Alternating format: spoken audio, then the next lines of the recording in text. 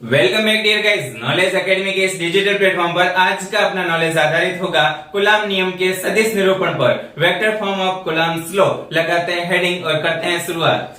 कुलाम नियम का किसका? कुलाम नियम का सदिश निरूपण। कुलाम नियम का सदिश निरूपण, vector form of Coulomb's law.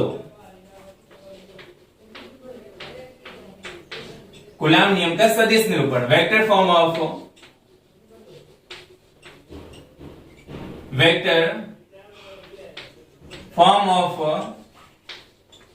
Coulomb's law.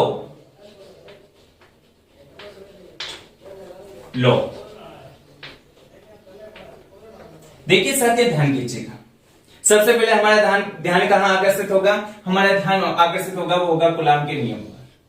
Okay, और कुलाम का नियम होता क्या है? कुलाम का नियम होता है दो आवेशित कणों के मध्य लगने वाला आकर्षण या प्रतिकर्षणात्मक बल। हम सभी जानते हैं विद्युत आवेश का एक सामान्य से गुणधर्म, और वह सामान्य से गुणधर्म है वो है कि सजातीय आवेश हमेशा आपस में प्रतिकर्षित, जबकि विजातीय आवेश हमेशा आपस में आकर्षित होते हैं। जानते हैं ना इस नियम को? तो देखिए, सजातीय आवेश आपस में प्रतिकर्षित होते हैं। सीधी सी बात, प्रतिकर्षण का मतलब एक दूसरे को धक्का लगाना, और जब धक्का लगाने की बात करूं या आकर्षण का मतलब होता है आकर्षित होते हैं। विजातीय आवेश सदैव आपस में आकर्षित होते हैं। आकर्षित होते हैं इसका मतलब एक दूसरे को अपनी ओर खींचना।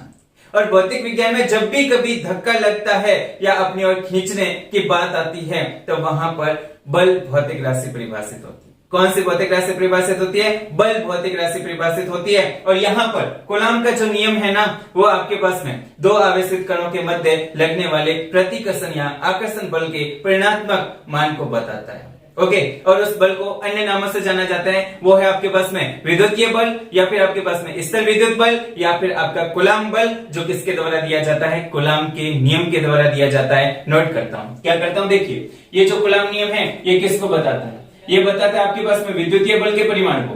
किसके बल के परिमाण को? विद्युतीय बल के परिमाण की बात कर लूं, या फिर आपके पास में इसको एक और अन्य नाम से जाना जाता है, वो होता है आपके पास में स्थिर विद्युत बल। कौन सा बल? स्थिर विद्युत बल। और इसके अलावा आपके पास में इसको एक और अन्य नाम से जाना जाता है, वो है आपके पास में कुलाम बल। ओके, ये हो जाएगा आपके पास में कुलाम बल। ध्यान आकर्षित करो, यहां पे शब्द है वो है आपके पास में बल। क्या शब्द है? बल। तो देखिए, बल एक सदिश भौतिक राशि, बल एक सदिश भौतिक राशि। सदिश भौतिक राशि का मतलब क्या? इसको पूर्णतः व्यक्त करने के लिए, बल को पूर्णतः व्यक्त करने के लिए परिमाण के साथ साथ में दिशा का भी बोध आवश्यक होता है। ओके, बल को पूर्णतः व्यक्त करने के लिए परिमाण के साथ साथ किसका भी बोध आवश्यक है? दिशा का भी बोध आवश्यक है। तो इसका मतलब बल की बात करते हैं तो बल एक कैसी राशि है? तो यहां पर लिख देता हूं, बल एक सदिश भौतिक राशि होती है। बल एक सदिश भौतिक राशि होती है।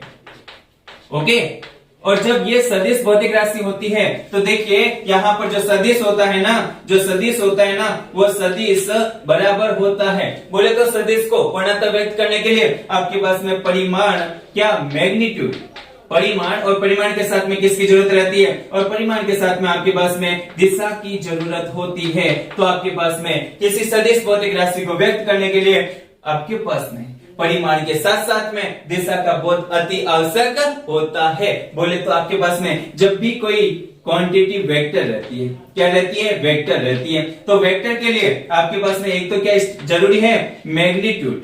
क्या जरूरी है? मैग्नीट्यूड। और उसके अलावा आपके पास में यहाँ पर किसकी जरूरत पड़ती है? वो पड़ती है आपके पास में डायरेक्शन की। तो यहाँ पर मैं लिख देता हूं डायरेक्शन, ये हो जाएगा आपके पास में डायरेक्शन। ओके, अब देखो, यहां पर आपके पास में जो कुलाम बल है या कुलाम का जो नियम है, कुलाम का नियम किसको व्यक्त करता है? इसी विद्युत बल, इसी स्थिर विद्युत बल या इसी कुलाम बल के परिमाण को। यही तो ओके, परिणात्मक वैल्यू देता है ना, तो इसका मतलब वो उसका मैग्नीट्यूड बताता है। कितना होता है आप सभी जानते हो। देखो, यहाँ पर बल जिसका मैग्नीट्यूड, हम सभी जानते हैं बल एक सदिश भौतिक राशि है, और सदिश भौतिक राशियों को व्यक्त करने के लिए आपके पास में उस भौतिक राशि के प्रतीक के ऊपर एक तीर का चिन्ह लगा दिया जाता है। इसका मतलब ये बल कैसी भौतिक राशि है? ये प्रदर्शित कर रही है कि बल एक सदिश भौतिक राशि है। अब यहाँ पर इस सदिश भौतिक राशि के परिमाण की बात करूं तो यहाँ पर इसको मॉड्यूलेशन में लिख देता हूं। यह हो जाएगा उस बल का परिमाण, और ये कितना हो जाएगा, अब यहाँ पर ये बराबर हो जाएगा, वो होता है आपके पास में K Q1 Q2 अपॉन आपके पास में R स्क्वायर।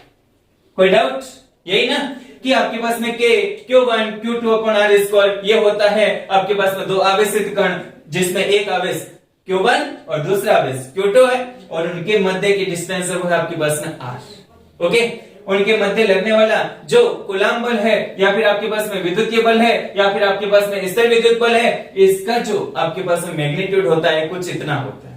ओके, उसके अलावा हमें डायरेक्शन इसके साथ में लिखनी है, और हम सभी जानते हैं डायरेक्शन को बताने के लिए सदैव इकाई सदिश यूनिट वेक्टर का उपयोग किया जाता है। तो इसको यहां पर मैं यूनिट वेक्टर से मल्टीप्लाई कर देता हूं, और यूनिट वेक्टर हो जाएगा आपके पास में वो हो जाएगा R, और R के ऊपर यूनिट वेक्टर आपके पास में ये बन जाएगा कैप, और यहां पर ये बन गया यूनिट वेक्टर। ध्यान रहे, यूनिट वेक्टर बोले तो आपके पास में इकाई सदिश जिसका परिमाण केवल और केवल कितना, एक, और ये केवल और केवल उस सदिश की दिशा को व्यक्त करने के लिए उपयोग में लिया जाता है, जैसा कि हम पहले से ज्ञातव्य है। ओके, तो यहां से इतनी बात कर ले। अब देखो ये क्या हो जाएगा आपके पास में इसका परिमाण, तो यहां पर हमें तो क्या व्यक्त करना है, हमें तो आपके पास में यहां पर एफ वेक्टर को व्यक्त करना है। तो अपना एफ वेक्टर, कौन, एफ वेक्टर, ये बराबर हो जाएगा, वो हो जाएगा आपके पास में एफ वेक्टर का परिमाण, ये हो जाएगा एफ वेक्टर का परिमाण इंटू आपके पास में यहां पर आर का कैप। ओके, इस बात को आप समझ गए होंगे। ओके, तो अब देखो आगे बात करते हैं, क्या करते हैं, देखिए यहां पर बात करनी है वो करनी है आर कैप के बारे में। तो ये हम यहां पर क्या करते हैं, वही व्यापक रूप ले लेते हैं जो हमारे पास में पहले था, उसको लेंगे तो कुछ इस प्रकार से बनेंगे। मैं यहाँ पर आपके पास में 3D कोऑर्डिनेट ज्योमेट्री बनाता हूँ, त्रिविमीय निर्देशांक ज्यामिति की बात करता हूँ, और उसमें दो आवेश ले लेता हूँ। आवेश एक तो हो जाएगा वो हो जाएगा आपके पास में Q1, और दूसरा आवेश बन जाएगा वो बन जाएगा Q2, और उनके मध्य की डिस्टेंस रख दूंगा मैं R। ओके, उसको सदिश रूप में किस प्रकार से व्यक्त किया जाता है उसकी बात हम कर लेते हैं। ओके, तो देखो ध्यान से, यहां पर ये हो जाएगा आपके पास में, ये हो गया 3D कोऑर्डिनेट ज्योमेट्री, ये क्या हो गया 3D कोऑर्डिनेट ज्योमेट्री, त्रिविमीय निर्देशांक ज्यामिति, ये हो गया आपके पास। ओके, ये कौन सा एक्सिस रहेगा, ये एक्स होगा, वो होगा आपके पास में एक्स अक्ष, ये हो जाएगा आपके पास में वाई अक्ष, और ये हो जाएगा आपके पास में जेड अक्ष। ओके, इसमें देखिए हमें दो आवेशित कण रखने हैं, और हम सभी जानते हैं यहां पर हम जो आवेशित कण ले रहे हैं, बोले तो कूलम्ब का नियम जिन आवेशित कणों के मध्य लगाते हैं ना, वो पॉइंट चार्ज है, वो बिंदु आवेश है। तो यहां पर एक पॉइंट चार्ज ले लेता हूं आपके पास में, यहां पर इसको मैं नाम जिस नाम से देता हूं वो है आपके पास में Q1 आवेश। ओके, और दूसरा ले लेता हूं यहां पर, ये दूसरा हो जाएगा वो हो जाएगा आपके पास में Q2, ये बन गया Q2। ठीक है, अब देखिए ये त्रिविमीय निर्देशांक ज्यामिति में स्थित है, तो इसका मतलब इनकी कोई ना कोई स्थिति होगी, और उन स्थिति को व्यक्त करने के लिए हमारे पास में स्थिति सदिश रहता है, जो मूल बिंदु के सापेक्ष किसी बिंदु की स्थिति को व्यक्त करता है। स्थिति सदिश मूल बिंदु के सापेक्ष किसी बिंदु की स्थिति को व्यक्त करता है। हमें इस बिंदु की स्थिति चाहिए किसके सापेक्ष, मूल बिंदु के सापेक्ष। तो मैं यहां पर लिखता हूं कि आपके पास में ये जो प्रथम आवेश है, ये जो प्रथम आवेश है, इसकी मूल बिंदु के सापेक्ष स्थिति है वो आपके पास में R1 वेक्टर के द्वारा प्रदर्शित होगी। किसके द्वारा प्रदर्शित हो रही है, R1 वेक्टर के द्वारा। और यहां पर जो दूसरा आवेश है Q2, इसकी बात करता हूं तो यहां पर ये हो जाएगा आपके पास में Q2 आवेश, और इसकी स्थिति है वो कुछ R2 वेक्टर के द्वारा, किसके द्वारा, R2 वेक्टर के द्वारा प्रदर्शित हो रही है। यहां तक बात को हम समझ चुके हैं। अब देखिएगा बात करते हैं अगले, और अगली बात करते हैं तब आपके पास में, अब हमें क्या करना है।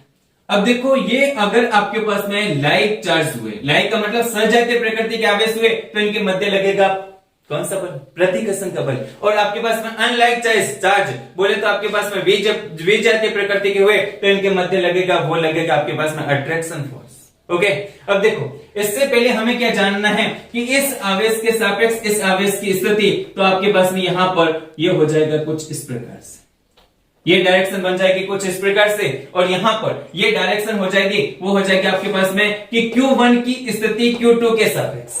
इसे क्या बोला जाएगा कि Q1 की स्थिति Q2 आवेश के सापेक्ष। ओके, तो यहां पर इसको कुछ इस प्रकार से लिखा जाता है, ये हो जाएगा आपके पास में R12 वेक्टर। ठीक है, इसी प्रकार यहां पर मैं Q2 आवेश की Q1 के सापेक्ष स्थिति बताता हूं, तो आपके पास में वो इस सदिश के द्वारा व्यक्त की जाएगी, ये हो जाएगा इस प्रकार से। ये हो जाएगा आपके पास में, ये क्या है, ये हो जाएगा आपके पास में R21 वेक्टर।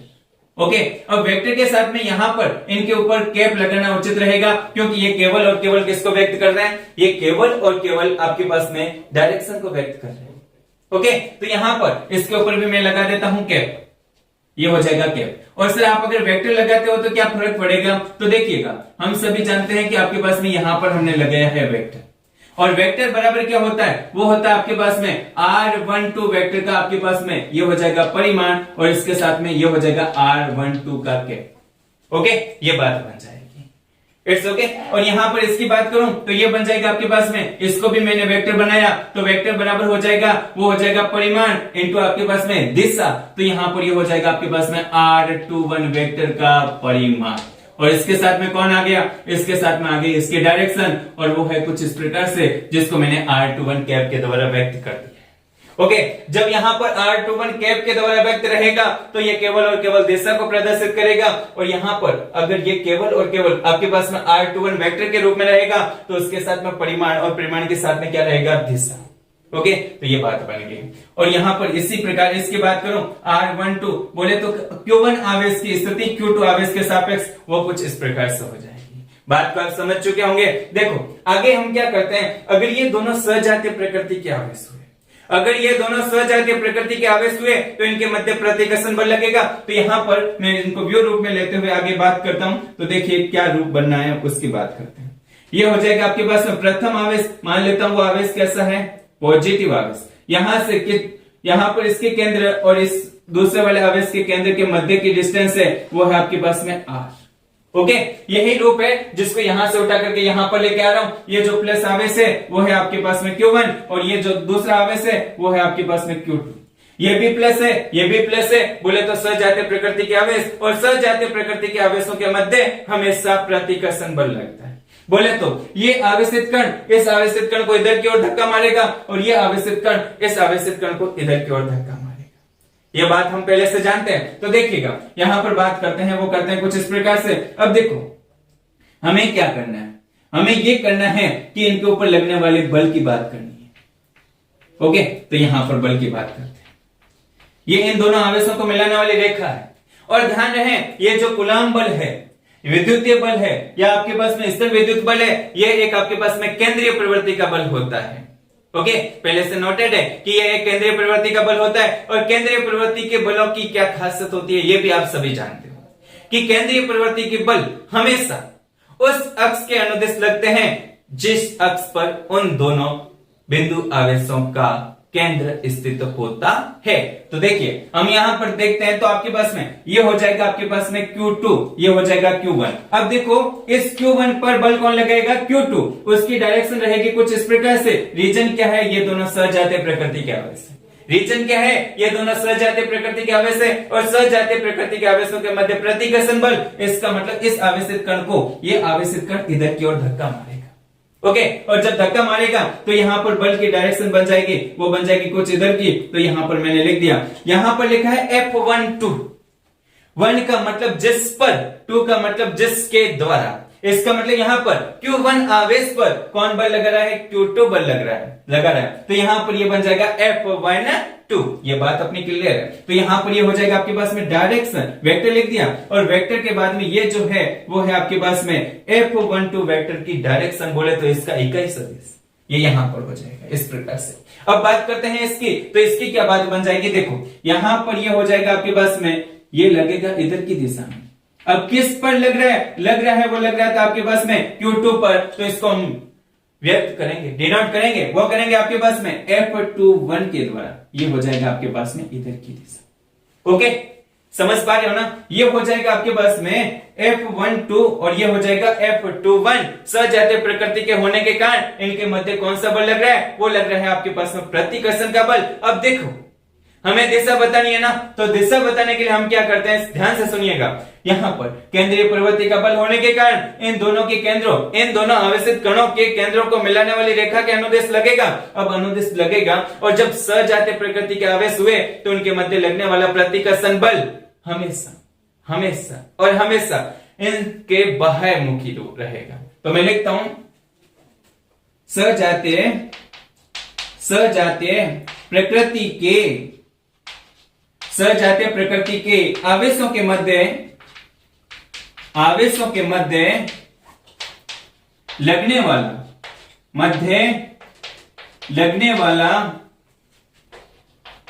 वाला प्रतिकर्षण बल। कौन सा बल? प्रतिकर्षण बल। अब कैसे? दोनों आवेशित कणों को मिलाने वाली रेखा के अनुदेश, ये डायरेक्शन है बाह्यमुखी, इनका मुख किधर की ओर है? बाहर की ओर है ना। तो यहाँ पर दोनों आवेशित कणों को मिलाने वाली रेखा के अनुदेश बाह्यमुखी होता है। तो यहाँ पर लिखा है मैंने, सजातीय प्रकृति के आवेशों के मध्य लगने वाला प्रतिकर्षण बल दोनों आवेशित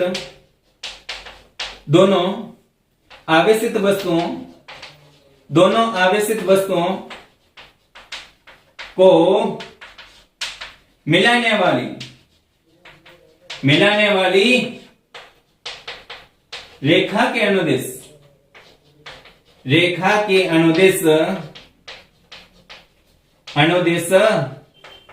किसकी ओर मुख्य? बाहर की ओर मुख्य, जिसको क्या बोला जाएगा? बाह्यमुखी। अनुदेश बाह्यमुखी, ये हो जाएगा बाह्यमुखी होता है। ओके, ठीक है। उसके बाद में सर अगली बात आप क्या करोगे? तो ध्यान से सुनिएगा, अगली बात क्या होगी। यहाँ पर तो दोनों आवेश सजातीय प्रकृति के, और अगर ये दोनों आवेश विजातीय प्रकृति के रहे तो क्या बात बनती है? बात करते हैं। ओके, और हम सभी जानते हैं कि विजातीय प्रकृति के आवेशों के मध्य सदैव आकर्षण बल लगता है। विजातीय प्रकृति के आवेशों के मध्य हमेशा आकर्षण बल लगता है। तो यहाँ पर वेक्टर फॉर्म में इसको किस प्रकार से बताते हैं देखिएगा। यहाँ पर एक ले लेता हूं मैं पॉजिटिव चार्ज, जिसको मैं Q1 मान लेता हूं। ये Q1 है आपके पास में पॉजिटिव चार्ज, और दूसरा है आपके पास में यहाँ पर Q2, और वो रहेगा कैसा? Negative charge. ये हो जाएगा आपके पास में Q2 नेगेटिव चार्ज। देखिए, इन दोनों के केंद्रों के मध्य की डिस्टेंस वही जो पहले हुआ करती थी, और वो है आपके पास में यहाँ पर कितनी? R। ओके, अब देखो हमें क्या करना है, और ये है इन दोनों आवेशों के केंद्रों को मिलाते हुए जाने वाली एक सीधी सरल रेखा, ये हो जाएगी आपके पास। ओके, अब देखो यहाँ पर ये दोनों आवेशित कण है विजातीय प्रकृति के, और विजातीय प्रकृति के आवेशों के मध्य हमेशा आकर्षण बल लगता है। आकर्षण का मतलब है अपनी ओर खींचना। इसका मतलब इस Q1 को कौन? Q2, और इस Q2 को कौन? Q1 अपनी ओर खींचेंगे सदैव। तो इसका मतलब अपनी ओर खींचेंगे, इसका मतलब इस पर इधर की दिशा में ये Q2 बल लगेगा, इस पर ये Q2 इधर की दिशा में बल लगेगा। तो यहाँ पर ये हो जाएगा आपके पास पर, किस पर लग रहा है? 1 पर लग रहा है। कौन लगा रहा है? Q2 लगा रहा है ना। तो इसको जो डिनोट किया जाएगा, रिप्रेजेंट किया जाएगा, वो किया जाएगा F12 के द्वारा। ये आपके पास में डायरेक्शन है। तो यहाँ पर या तो मैं कैप लगाऊं या फिर आपके पास में वेक्टर लगा दूं। वेक्टर बोले तो यहाँ पर Q1 आवेश पर Q2 आवेश के द्वारा लगने वाला बल है वो इधर की दिशा में। ओके, इसी प्रकार मैं बात करता हूं आपके पास में इस पर, ये हो जाएगा आपके पास में कुछ इधर की दिशा में, और ये हो जाएगा इस प्रकार से व्यक्त होता है। यहां पर देखिए अब लग किस पे रहा है? Q2 पे लग रहा है। ये हो जाएगा आपके पास में F2। बोले तो Q2 आवेश पर लगने वाला, किसके द्वारा? Q1 के द्वारा। ये हो जाएगा आपके पास में इस प्रकार से। समझ गए? अरे समझ गए भाई। ये हो जाएगा आपके पास में Q2 पर Q1 के द्वारा लगने वाले बल की डायरेक्शन, दिशा। ओके, अब देखो इसको पढ़ा कैसे जाएगा? केंद्रीय परिवर्ती का बल होने के नाते इसको बोला जाएगा कि यहाँ पर जो लगता है ना बल, वो कैसे लगता है? इन दोनों आवेशित कणों के मध्य लगने वाले आवेशित कणों के अनुदिश जो आपके पास में रेखा है उसके ऊपर ही लगेगा। रीजन है केंद्रीय परिवर्ती का बल। तो यहाँ पर हम पढ़ेंगे कि दोनों आवेशों को मिलाने वाली रेखा के अनुदिश। अब इनका मुख किधर की ओर है? अंदर की ओर ना। जब मुख अंदर की ओर हो तो वहां पर बोला जाता है अंतःमुखी। वहां पर क्या बोला जाता है? अंतःमुखी। तो मैं यहां पर लिखता हूं विजातीय। कौन सी? विजातीय। विजातीय का मतलब जिनकी जाति भिन्न भिन्न हो। इसका मतलब प्लस के साथ माइनस और माइनस के साथ में प्लस, ये विजातीय प्रकृति के आवेश बन जाएंगे। अरे भाई आवेशों की प्रकृति भी तो दो ही है ना, एक तो आपके पास में धनात्मक आवेश और दूसरा ऋणात्मक आवेश। विजातीय प्रकृति के आवेशों के मध्य, विजातीय प्रकृति के आवेशों के मध्य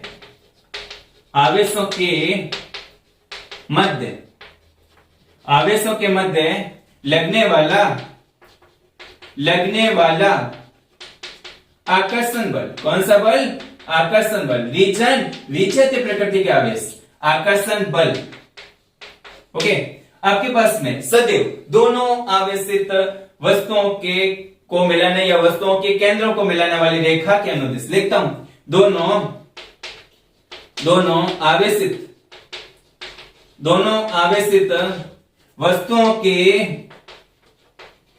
वस्तुओं को या वस्तुओं के केंद्रों को, दो है ना, तो केंद्रों को मिलाने वाली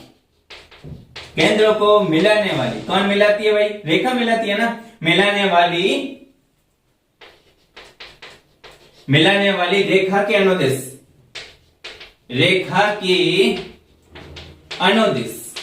अब देखो इनका मुख बताओ तो कैसा है? इनका मुख है अंदर की ओर, और जब किसी का मुख होता है अंदर की ओर उसे बोला जाता है अंतःमुखी। तो यहां पर अनुदेशक अंतःमुखी, ये हो गया अंतःमुखी होता है। ओके, अब देखो इतनी से बात कंप्लीट हो चुकी है कि जब दोनों आवेश सजातीय प्रकृति के रहेंगे तो उनके मध्य लगने वाला प्रतिकर्षण बल दोनों आवेशित वस्तुओं या दोनों आवेशित वस्तुओं के केंद्रों को मिलाने वाली रेखा के अनुदिश बाह्यमुखी। और जब आपके पास में विजातीय प्रकृति के आवेशों के लिए बात करते हैं तो विजातीय प्रकृति के आवेशों के मध्य लगने वाला आकर्षण बल दोनों आवेशित वस्तुओं के केंद्रों को मिलाने वाली रेखा के अनुदिश अंतःमुखी होता है। बात को समझ चुके होंगे। अब देखो हम सभी जानते हैं कि आपको यहाँ पर वेक्टर फॉर्म में लिखना भी तो पड़ेगा। ये तो इसको डायरेक्शन को बताया है, अब लिखेंगे कैसे? परिमाण के साथ साथ में उसकी डायरेक्शन को। तो यहाँ पर हम सभी जानते हैं सदिश भौतिक राशि होने के नाते परिमाण के साथ में दिशा का भी ज्ञान आवश्यक है। दिशा का ज्ञान हमने कर लिया, परिमाण का ज्ञान हमने कर लिया, तो हम इसको संयुक्त रूप से कैसे लिखें? देखिए इसको व्यक्त करने के रूप में लिखते हैं तो क्या लिखते हैं? देखिए यहां पर सबसे पहले बात कर लेता हूं Q1 पर कौन बल लगा रहा है Q2। तो मैं लिखता हूं Q1 किस पर? Q1 आवेश पर Q2 किसके द्वारा? Q2 के द्वारा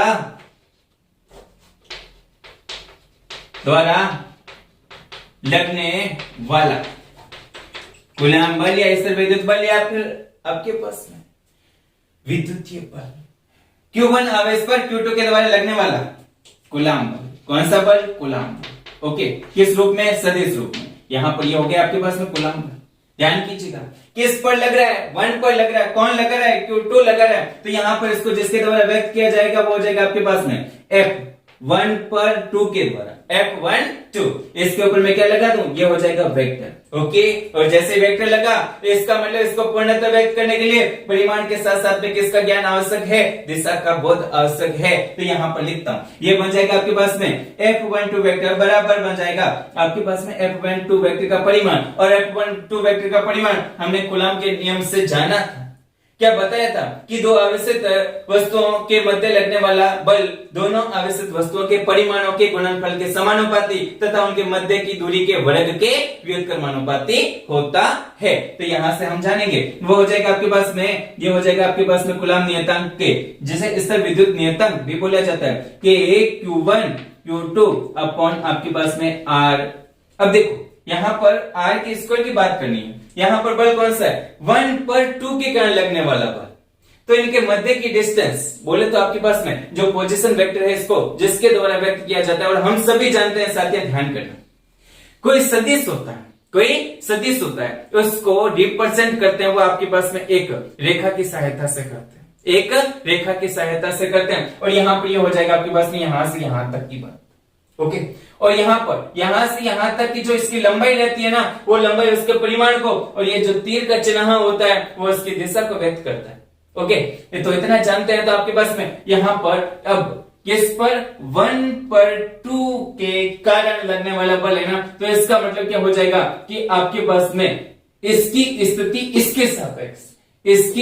इसके सापेक्ष जिस पोजीशन वेक्टर या स्थिति सदिश के द्वारा दिया जाता है उसका परिमाण इन दोनों के मध्य की डिस्टेंस होगी।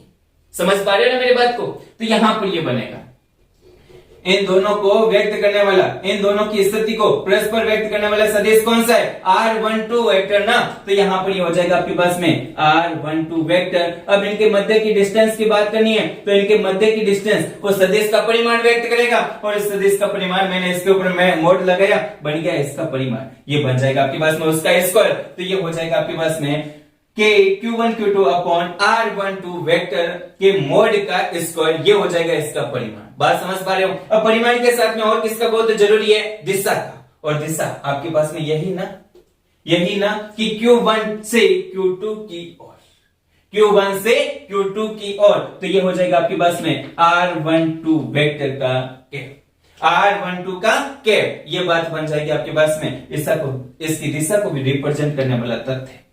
ठीक बात है। और ये तथ्य यहां पर सत्य रहेगा। रीजन कि आपके पास में ये इस आवेश पर कौन लगा रहा है? ये आवेश लगा रहा है ना, तो इस आवेश पर ये आवेश बल लगाएगा, बल की दिशा कुछ इस प्रकार से हो जाएगी। ओके, तो यहां पर ये हो जाएगा R12 वेक्टर। ठीक है, तो यहां से इसके अलावा मैं एक और बात कर सकता हूं। यहां पर ये जो R12 वेक्टर है ना, इसका रिजल्ट कितना होता है, मान कितना होता है, इसको देखने के लिए हम क्या करते हैं, ध्यान कीजिएगा। यहां पर एक सदिश है, वो है आपके पास में R1 वेक्टर, एक है आपके पास में R12 वेक्टर, और एक है आपके पास में R2 वेक्टर। ओके, ये एक त्रिभुज का निर्माण कर रहे हैं, और हम सभी जानते हैं त्रिभुज नियम लागू हो सकता है जब एक त्रिभुज का निर्माण करें। तो यहां पर देखिए, इस त्रिभुज का जो आपके पास में हेड है, वो आपके पास में दूसरे वाले सदिश के टेल से जुड़ा है, और यहां पर ये क्या हो जाएगा? तो इसका मतलब ये R2 वेक्टर है, इसके परिणामी सदिश को व्यक्त करता है। तो यहां पर मैं लिख सकता हूं त्रिभुज सदिश योग के त्रिभुज नियम से, सदिश योग के त्रिभुज नियम से, त्रिभुज नियम से। ओके, क्या बात बनती है, ध्यान कीजिएगा।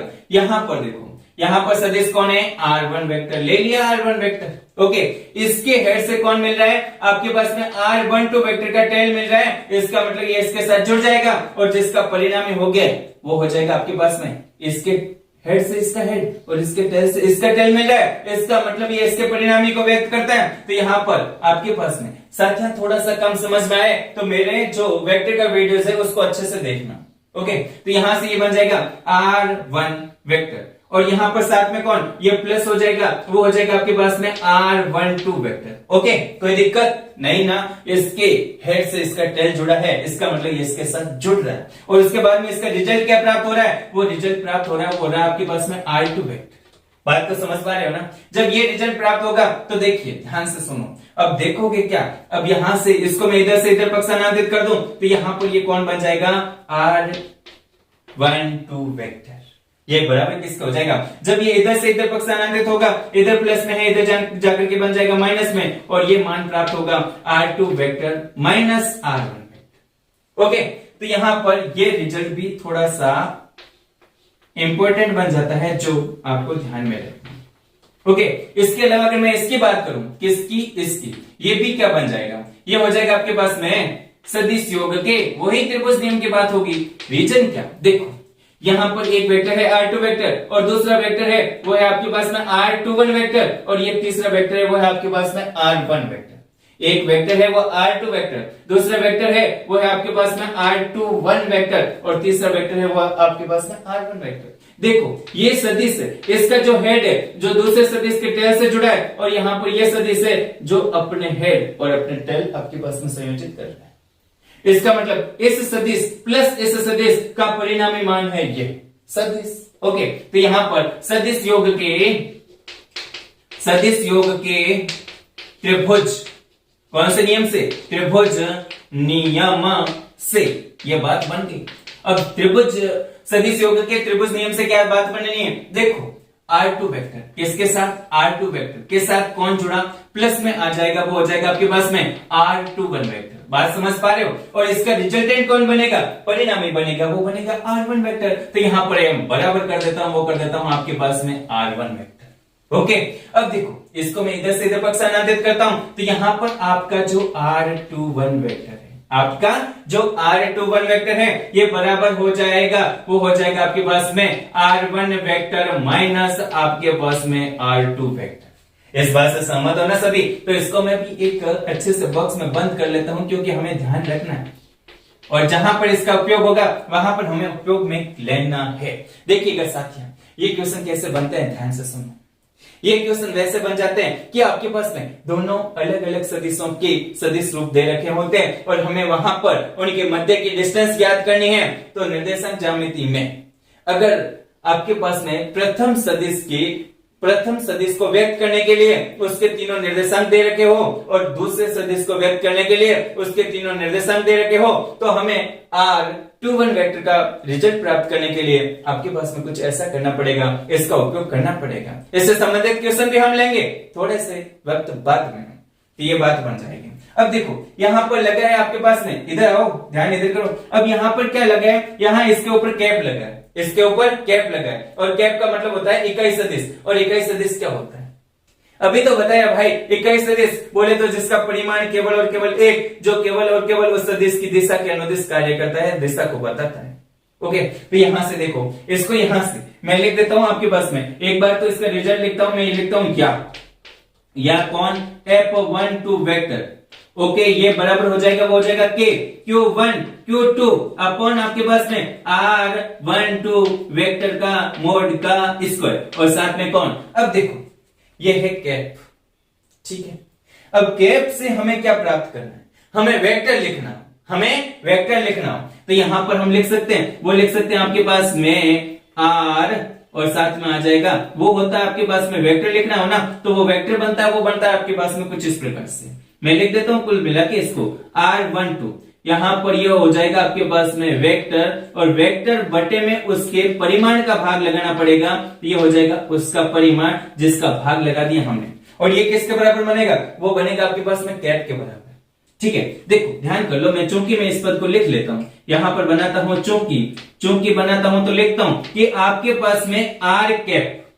ओके, आर कैप का मतलब होता है इकाई सदिश। तो यहां पर इकाई सदिश बराबर होता है, वो होता है आपके पास में यहां पर सदिश बटे सदिश का परिमाण, और सदिश बनेगा वो बन जाएगा आपके पास में, यहां पर कौन है 1 2 है ना, तो यहां पर ये हो जाएगा 1 2 सदिश और बटे में हो जाएगा वो हो जाएगा आपके पास में सदिश का परिमाण, ये हो जाएगा 1 2 का परिमाण।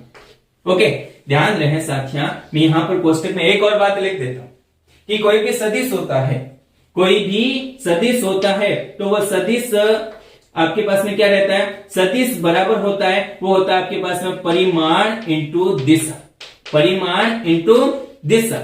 और जब आपको आपके पास में क्या करना है, जब केवल और केवल दिशा का ज्ञान करना है। यूनिट वेक्टर किसको प्रदर्शित करता है साथियों, केवल दिशा को प्रदर्शित करता है, और जब दिशा को प्रदर्शित करता है तो इसका मतलब परिमाण को इधर से इधर पक्षांतरित कर दीजिए, और जब परिमाण को इधर से इधर पक्षांतरित करोगे तो आपके पास में यहां से दिशा केवल कौन दिशा केवल ये बनेगी, वो बनेगी आपके पास में सदिश बटे सदिश का परिमाण, सदिश बटे सदिश का परिमाण। इन बातों को आपको ध्यान में रखना है और आपके पास में 11th को थोड़ा सा स्ट्रांग बनाना है, जिससे आपको ये सारी की सारी बातें एक ही बार में समझ में आ जाए। तो ये बात यहां से हमने कर ली। ओके, इसके अलावा देखो यहां पर ये भी परिमाण, ये भी परिमाण। अब जब परिमाण आपस में गुणा हो रहे हैं तो क्या बात बनी है, देखो यहां से टक टक टक टक टक टक टक खत्म। यहां पर देखो ये बन जाएगा आपके पास में F12 वेक्टर, ये हो गया। उसके बाद में ये बराबर बनेगा, वो बनेगा आपके पास में K Q1 Q2 बटे में आपके पास में R12 वेक्टर का परिमाण, और यहां पर मैंने कर लिया है Q। सर ये क्यों किस लिए, अरे भाई स्क्वायर तो ये था और स्क्वायर के साथ में यहां पर हर में एक और आपके पास में उसी वेक्टर का परिमाण है, और परिमाण जब गुणा होंगे तो घातीय गुणन प्रक्रिया में जुड़ती है, 2 और 1 कितना बन जाएगा 3, तो यहां पर ये हो जाएगा क्यों। अब और साथ में कौन आया भाई, साथ में आया है वो आया आपके पास में R12 वेक्टर। ओके, समझ गए। इसके अलावा अगर मैं बात करूं, क्या बात कर सकता हूं, क्या बात कर सकता हूं, अगर आपके पास में कुछ इस फॉर्म में बोले, इस फॉर्मेट में ये वैल्यू दे रखी हो। ओके, जब इस फॉर्मेट में ये वैल्यू दे रखी होगी तो यहां पर ये रिजल्ट बन जाएगा, वो हो जाएगा आपके पास में F12 वेक्टर बराबर बन जाएगा, वो हो जाएगा K Q1 Q2 बटे। ओके, बटे में कौन, बटे में यहां पर R12 है, और R12 को आप किस प्रकार से लिख सकते हो, R2 minus R1 vector, R2 vector minus R1 vector. तो यहां पर ये बन जाएगा R2 vector minus R1 vector. Okay, इसका हमने मोड ले लिया। मोड लेने के बाद में इसका कर देते हैं क्यू और यहां पर लगा देते हैं डैश और डैश के बाद यहां पर भी लिख देते हैं, वो लिख सकते हैं आप R2 vector minus R1 vector. इसको मैंने इन ब्रैकेट कर दिया, कोष्टक के अंदर कर दिया, तो यहां पर ये बातें बन जाएगी। बात को समझ चुके हो ना? ये तो क्या था? ये तो वो था जो आपके पास में Q1 आवेश पर कौन बल लगा रहा था, Q2 आवेश के द्वारा लगने वाले बल की बात करनी थी। तो सदिश निरूपण में कुछ इस प्रकार से व्यक्त करेंगे। ओके, अब हम आपके पास में दूसरा भी आपके पास में आवेश है जिस पर पहले वाला आवेश क्या लगा रहा है, कूलाम बल लगा रहा है ना, उस बल की हमें बात करनी। तो चलो करते हैं। तो यहां पर ये बन जाएगा आपके पास में Q2 किस पर, Q2 आवेश पर, Q2 आवेश पर Q1 के द्वारा, Q1 के द्वारा लगने वाला, कौन लगने वाला, कौन लगेगा भाई, कूलाम बल लगेगा ना। आवेशित कण है और आवेशित कणों के मध्य हमेशा स्थिर विद्युत बल बोले तो आपके पास में कूलाम बल, बोले तो आपके पास में विद्युतीय बल लगता है। तो यहां पर लगने वाला कूलाम बल, तो मैंने यहां पर कर दिया है, वो है आपके पास में कूलाम बल। ये आपके पास में डैश के साथ हाजिर होता है और कुछ इस प्रकार से। ओके, अब सदिश है, सदिश का आपको वेक्टर रूप में निरूपण करना है। तो यहां पर किस पर लग रहा है, जिस पर लगे वो पहले लिखा जाता है। अब देखो Q2 पर ना, तो ये हो जाएगा F2, कौन लगा रहा है, Q1 ना, तो ये हो जाएगा आपके पास में 1। ये इसके ऊपर वेक्टर लग गया, इसका मतलब इसका सदिश निरूपण है। और सदिश निरूपण इसका मतलब परिमाण के साथ साथ में दिशा का बोध। जैसा कि हमने पहले समझा, परिमाण तो किसके द्वारा दिया जाता है, कूलाम के नियम के द्वारा दिया जाता है। तो यहां पर ये बन जाएगा K, Q1 Q2 अपॉन आपके पास में, ध्यान कीजिएगा साथियों, यहां पर हमें स्थिति किसके सापेक्ष किसकी देखनी है, पोजीशन वेक्टर देखना है Q2 का किसके सापेक्ष, Q1 के सापेक्ष, जो आपके पास में रिप्रेजेंट हो रहा है R21 वेक्टर से। बोले तो Q2 की स्थिति Q1 के सापेक्ष R21 वेक्टर। तो यहां पर मैं लिखूंगा, वो लिखूंगा आपके पास में R21 वेक्टर, इसका बनेगा मोड, ये हो जाएगा उसका बना स्क्वायर। बोले तो उन दोनों आवेशों के मध्य दूरी का वर्ग। ओके, ये हो गया। उसके साथ में आपके पास में लिखना क्या है, आपके पास में डायरेक्शन, और डायरेक्शन को व्यक्त करने के लिए कई सदिश का उपयोग किया जाता है और वो हो जाएगा आपके पास में R21 वेक्टर का कैप। ओके, समझ गए? या आप इसको किस रूप में लिख सकते हो, या आप लिख सकते हो, वो लिख सकते हो F21 वेक्टर, F21 वेक्टर बराबर हो जाएगा, वो हो जाएगा K Q1 Q2 अपॉन आपके पास में R21 वेक्टर के परिमाण का स्क्वायर। और साथ में क्या, कैप, कैप का मतलब इकाई सदिश, और इकाई सदिश को जो व्यक्त किया जाता है वो किया जाता है कुछ इस प्रकार से कि उस सदिश बटे उस सदिश का परिमाण। तो यहां पर ये बन जाएगा, वो हो जाएगा आपके पास में R21 वेक्टर बटे में आपके पास में R21 वेक्टर का परिमाण। ओके, इसको भी नोट कर लिया। तो यहां पर देखिए, यहां इसको थोड़ा सा सिंप्लीफाई करते हैं। सिंप्लीफाई में क्या करेंगे, आपके पास में ये था आपके पास में स्क्वायर फॉर्मेट में, और एक और आपके पास में यही सेम पद आ रहा है आपके पास में गुणा में, तो ये बन जाएगा आपके पास में 3 घात में। तो ये हो जाएगा आपके पास में F21 बराबर हो जाएगा K Q1 Q2 बटे में आपके पास में R21 वेक्टर के परिमाण का घात 3, और साथ में आ जाएगा, वो आ जाएगा आपके पास में R21 वेक्टर। ओके, या फिर आप इसको ऐसे भी तो लिख सकते हो, जो ये रूप वाला, ये वाला रूप रहता है ना, कौन सा वाला, ये वाला रूप, इस रूप में लिखेंगे तो क्या बात बनती है, देखो ये बन जाएगा आपके पास में F21 वेक्टर, ये बराबर हो जाएगा, वो हो जाएगा आपके पास में K Q1 Q2 बटे में आपके पास में R। अब देखो इधर ध्यान करना, तो R21 वेक्टर ये बराबर होता है R1 vector minus R2 vector. अरे भाई, सदिश योग का त्रिभुज नियम यही तो बता रहा है कि आपके पास में R21 वेक्टर ये बराबर होता है R1 vector minus R2 vector. तो यहां पर लिख देता हूं, क्या लिखता हूं, देखो यहां पर मैं लिखता हूं, ये बना आपके पास में R1 vector minus R2 vector, और उसके बाद में इसका परिमाण कर दिया, परिमाण के बाद में इसका करना है क्यूब, और साथ में आ जाएगा, वो आ जाएगा आपके पास में, ये हो जाएगा R1 vector minus R2 vector, और इसको मैंने एक ब्रैकेट में बंद कर दिया। बात को समझ पा रहे हो ना? पूर्णतः एक सिंपल सी बात है, इतना कुछ खास नहीं है। एक बार फिर से रिप्ले मार देता है इसका किस प्रकार से। देखो हमें पढ़ना था कूलाम नियम का सदिश निरूपण, ठीक है। बाय हेडिंग भी हम समझ सकते हैं कि यहां पर सदिश वाला लफड़ा है जिसको हमें सॉल्व करना है। तो कूलाम के नियम का सदिश निरूपण है वो क्या होता है। देखो कूलाम नियम क्या बताता है। कूलाम नियम दो आवेशित कणों, वस्तुओं या पदार्थों के मध्य लगने वाला या तो आकर्षण बल या प्रतिकर्षण बल। आकर्षण कब, जब दोनों आवेशित वस्तुएं, पदार्थ या कण सविजातीय प्रकृति के रहेंगे तो आकर्षण, और जब वो सजातीय प्रकृति के रहते हैं तो प्रतिकर्षण बल लगता है। और कूलाम का नियम उनके मध्य लगने वाले बलों के परिमाण को व्यक्त करता है। तो इसका मतलब बल तो एक सदिश भौतिक राशि है ना, तो सदिश भौतिक राशि है, इसका मतलब हमें क्या समझना है कि उस बल के परिमाण के साथ साथ में दिशा का भी बोध आवश्यक है, और उसी दिशा का बोध करने के लिए हम इसका करते हैं सदिश निरूपण। उसी दिशा का बोध करने के लिए हम करते हैं उसका सदिश निरूपण, तो हमने लिख दिया है सदिश निरूपण। ओके, तो सदिश निरूपण के लिए हम क्या करते हैं, सबसे पहले हम 3D कोऑर्डिनेट ज्योमेट्री लेते हैं, त्रिविमीय निर्देशांक ज्यामिति लेते हैं। उस त्रिविमीय निर्देशांक ज्यामिति में दो आवेशित कण ले लेते हैं। प्रथम कण मैंने लिया है Q1R। ओके, उस Q1 को मैं इसके ओरिजिन बोले तो मूल बिंदु 0,0,0,0,0 के साथ मैं यहां पर इसको एक स्थिति सदिश के द्वारा व्यक्त करता हूं। ध्यान रहे स्थिति सदिश क्या होता है। स्थिति सदिश बोले तो मूल बिंदु के सापेक्ष या एक बिंदु के सापेक्ष दूसरे बिंदु की स्थिति को व्यक्त करने वाला एक सदिश क्या कहलाता है, स्थिति सदिश। तो यहां पर इस मूल बिंदु के सापेक्ष यहां पर इस Q1 की स्थिति को व्यक्त करने के लिए आपके पास में R1 सदिश हो जाएगा। इसी प्रकार इसी त्रिविमीय निर्देशांक ज्यामिति में मैं दूसरा आवेशित कण ले लेता हूं जिसकी स्थिति कुछ यहां पर है, और इस स्थिति को व्यक्त करने के लिए इसकी मूल बिंदु के सापेक्ष स्थिति बताने के लिए सदिश बनेगा या स्थिति सदिश बनेगा, वो बन जाएगा R2 वेक्टर। ओके, और यहां पर R2 वेक्टर क्या व्यक्त कर रहा है कि मूल बिंदु के सापेक्ष Q2 आवेश की स्थिति, ये हम समझ चुके हैं। ओके, उसके अलावा देखो अब यहां पर इन दोनों आवेशित कणों की सापेक्ष स्थितियों की बात करूं तो यहां पर Q1 के सापेक्ष Q2 की स्थिति की बात करूं, Q1 के सापेक्ष Q2 की स्थिति की बात करूं तो यहां पर किसके सापेक्ष, Q1 के सापेक्ष ना, किसकी, Q2 की, तो आपके पास में यहां पर R21 वेक्टर के द्वारा दी जाएगी।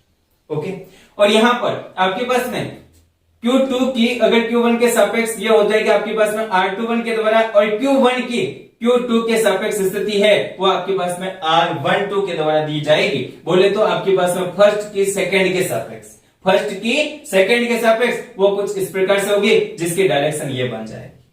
ये बात समझ पा रहे हो ना। तो यहां से हमने इतना ज्ञान अर्जन कर लिया। आगे का ज्ञान अर्जन क्या करना है हमें। अब देखो ये तो थी आपके पास में पोजीशन वेक्टर की सहायता से, पोजीशन वेक्टर की सहायता से इनकी स्थितियों का निरूपण। ओके, इसके बाद में हमें क्या बात करनी है, अब इनके मध्य लगने वाले बल की बात करनी है ना। तो यहां पर मैं Q1 आवेश पर Q2 के द्वारा लगने वाले बल की बात कर लेता हूं। पहले बल कौन सा लगेगा, वही कूलाम बल, जिसे विद्युतीय बल बोला जाता है, जिसे आपके पास में स्थिर विद्युत बल बोला जाता है। तो यहां पर ये हो जाएगा जिसको व्यक्त करने के लिए क्या लिखते हैं, F12।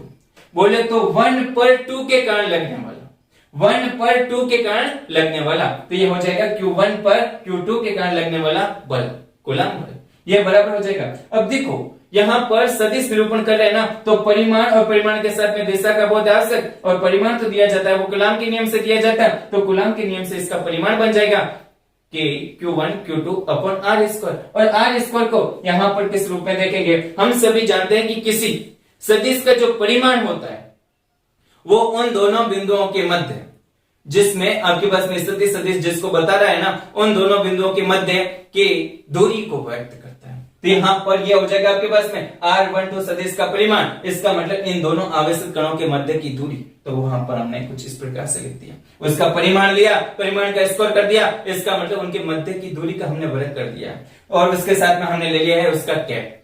कैप बोले तो आपके पास में लगने वाले बल की दिशा, और वो लगने वाली बल की दिशा क्या हो जाएगी, 1 के सापेक्ष।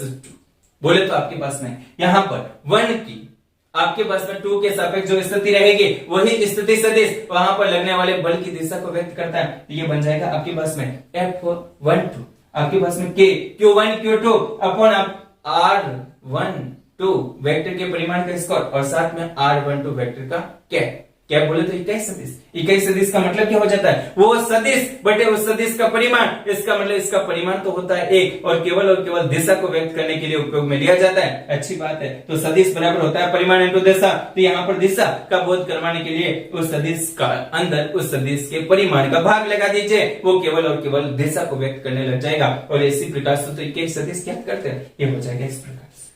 ये हमने कर लिया। अब देखो यहाँ पर कैप को आपके पास में कैप बराबर होता है सदिश बटे सदिश का परिमाण, तो इसको हमने इस प्रकार से ले दिया।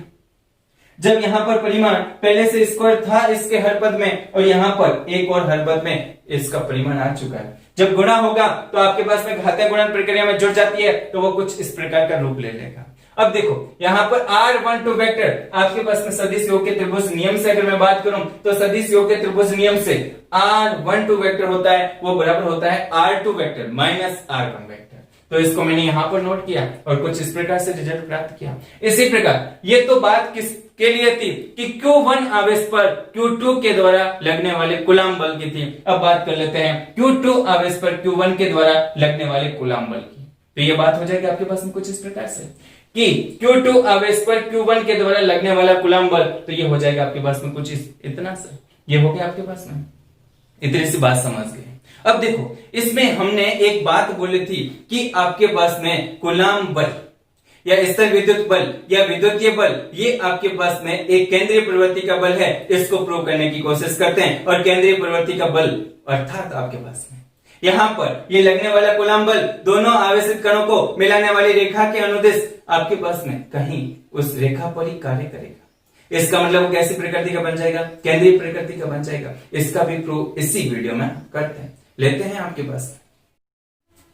इस तथ्य को सत्य साबित करने के लिए हम क्या करते हैं, ध्यान कीजिएगा, हम लेते हैं इसका ब्यूरो। कैसे, देखिएगा यहाँ पर आपके पास में Q1 आवेश, ये हो जाएगा आपके पास में Q1 आवेश, ये बन जाएगा आपके पास में दूसरा वाला, ये हो गया आपके पास में Q2 आवेश, और ये हो जाएगा इन दोनों केंद्रों को मिलाने वाली रेखा।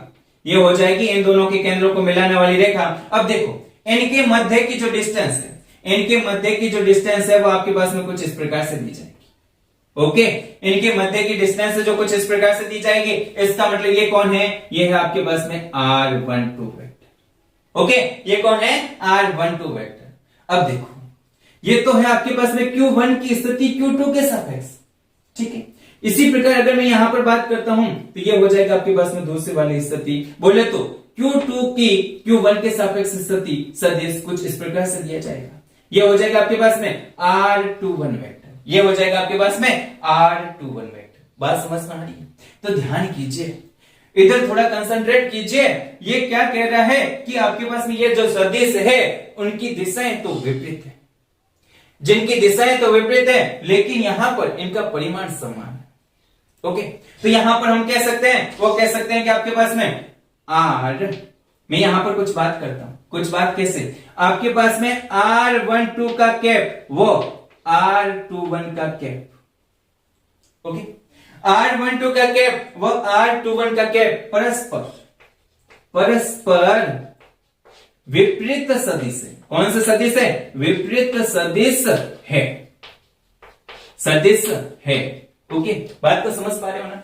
विपरीत सदिश का मतलब क्या होता है, विपरीत सदिश का मतलब होता है जिनका परिमाण तो समान, ध्यान करना, जिनका परिमाण तो समान लेकिन दिशाएं बिल्कुल विपरीत होती है, क्या कहलाते हैं, विपरीत सदिश कहलाते हैं। अरे भाई, जिनका परिमाण समान और दिशाएं परस्पर विपरीत होती है क्या कहलाते हैं, विपरीत सदिश कहलाते हैं। तो यहां पर R12 वेक्टर वो R21 वेक्टर क्या है, विपरीत सदिश। ओके, इसको मैं इस रूप में भी तो लिख सकता हूं, क्या लिख सकता हूं कि आपके पास में R12 वेक्टर ये बराबर हो जाएगा आपके पास माइनस ऑफ, बराबर हो जाएगा, ध्यान करें, बराबर हो जाएगा R21 वेक्टर के। ओके, बोले तो ये अब दोनों समान सदिश बन जाएंगे, विपरीत से क्या बन जाएंगे, और समान। और जब समान बनाने के लिए क्या करना पड़ेगा, एक नेगेटिव से गुणा करना पड़ेगा।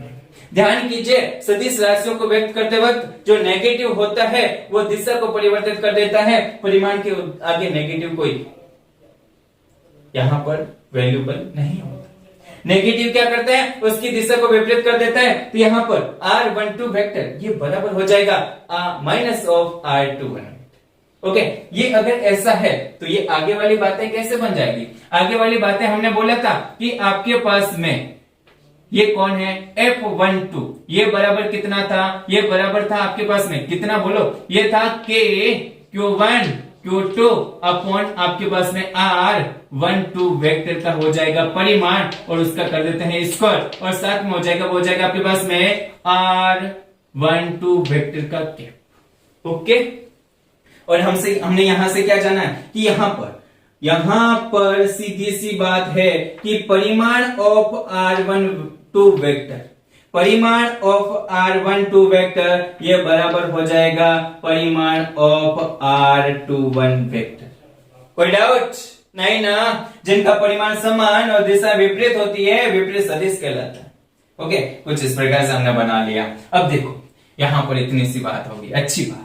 अब हम क्या कह सकते हैं, या हम लिख सकते हैं, वो लिख सकते हैं कि F12 वेक्टर ये बराबर हो जाएगा, वो हो जाएगा K Q1 Q2 अपॉन आपके पास में R12 वेक्टर का परिमाण का स्क्वायर। साथ में यहां पर साथियों हमने लिखा है R12 वेक्टर का कैप और मैं यहां पर R21 वेक्टर का भी आपके पास में कैप लगा सकता हूं। ओके, R12 वेक्टर की जगह माइनस ऑफ R21 वेक्टर का कैप लगा सकता हूं। तो यहां पर ये हो जाएगा आपके पास में माइनस, जिसको मैं इधर भेज देता हूं, ये हो जाएगा आपके पास में R21 वेक्टर का कैप। अब ध्यान करो, ये जो रिजल्ट है ये रिजल्ट बराबर है, ये किसके बराबर है, वो है आपके पास में F21 वेक्टर के। सर कैसे? तो सीधी सी बात है, चूंकि हम सभी जानते हैं कि आपके पास में R12 वेक्टर का आपके पास में इधर लगते हैं, चूंकि आपके पास में R12 वेक्टर का जो परिमाण है ये बराबर होता है आपके पास में परिमाण ऑफ R21 वेक्टर।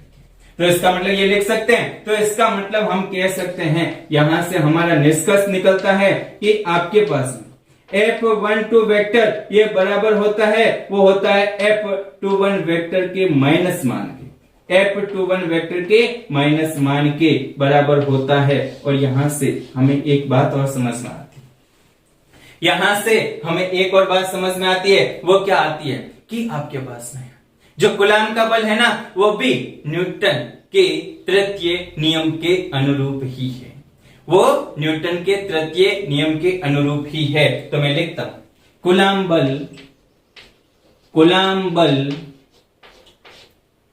बल न्यूटन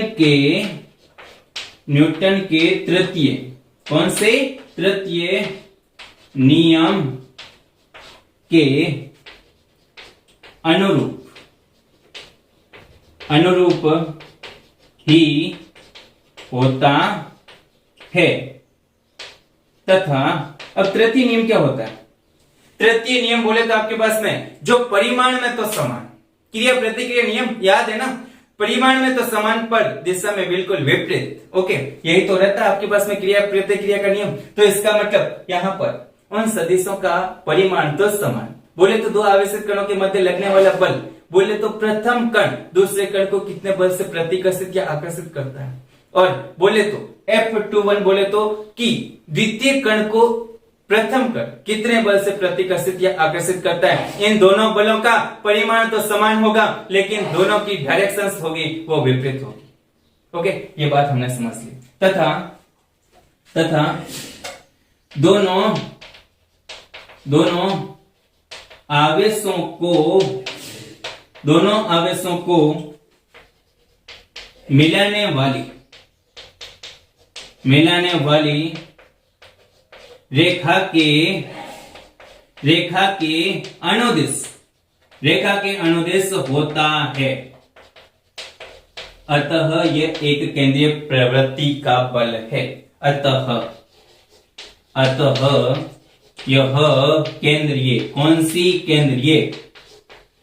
केंद्रीय प्रवृत्ति का बल होता है।